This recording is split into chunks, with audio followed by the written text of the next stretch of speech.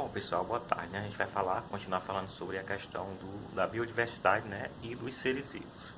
Como vocês lembram, na aula passada eu falei para vocês que os seres... Quem são os seres vivos, na verdade? São as plantas, os animais e os micro-organismos, né? Que a gente sabe que são classificados como seres vivos. E aí a gente vai trabalhar hoje a questão dos ecossistemas, né? Então, o que são ecossistemas? Todo ecossistema ele é formado por dois tipos de fatores. E fatores são esses, os fatores abióticos e os fatores bióticos, né? O que são fatores abióticos? São os fatores que não têm vida. Como exemplo, eu posso citar o quê? Eu posso citar o sol, né? O solo, a terra, na verdade, e a água, o ar, né? Tudo que existe que não está vivo. Então, são os fatores não vivos, que eu chamo aqui de fatores abióticos, né? Então, são os fatores não vivos. E os outros fatores, né? São os fatores vivos, que são os animais e as plantas, não esquecendo também dos micro-organismos. Então, todo ecossistema é formado por fatores vivos e fatores não vivos, né? Aí aqui a gente vai trabalhar também a questão do equilíbrio ambiental, ou seja, para que exista um equilíbrio, as espécies elas têm que estar no controle, ou seja, se tiver muita espécie de um animal, né, pode ocorrer a degradação, né, a destruição de um certo ecossistema por esse animal, né, pela família dele. Por quê? Porque ele não vai ter um predador natural para combater isso, né?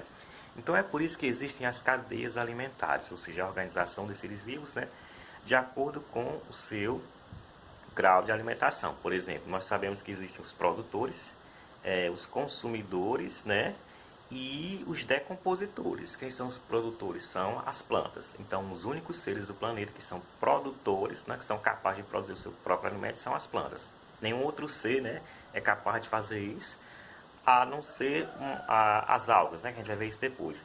Mas nesse momento, né, as plantas são os únicos produtores que existem. Depois dos produtores vem os consumidores. Como a planta produz o alimento, o que é que vai acontecer? Os animais, inclusive nós, vamos se alimentar deste alimento, né? Ou seja, os animais, né, incluindo a gente, seres humanos, nós não somos capazes de produzir o nosso próprio alimento. Nós não temos essa capacidade, né? Então, vai assim, a planta vai servir de alimento para o animal e esse animal vai ser o consumidor. Aí, quando esse animal morrer, ele vai servir, né, de que ele vai ser decomposto, ou seja, os decompositores vão estar por último nessa cadeia alimentar. E quem são os decompositores? São os fungos, né, e as bactérias. Então, eles têm essa função de decompor, não só os animais, né, mas também os organismos vivos, né, os orgânicos, os que possuem carbono, né? Então, no caso, a gente vai lembrar o que?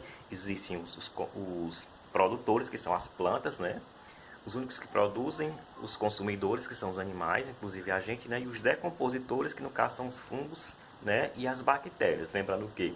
Quando alguém fala assim, fulano de tal morreu.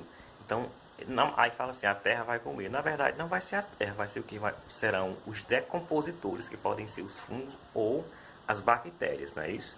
Então, produtor, consumidor, né, que pode ter mais de um consumidor, e decompositor, entendeu? Os seres decompositores, vamos lembrar disso, não esquecer, são as bactérias e os fungos, que estão lá no final dessa cadeia ou teia alimentar, né? Lembrando que o homem, ele é onívoro, né?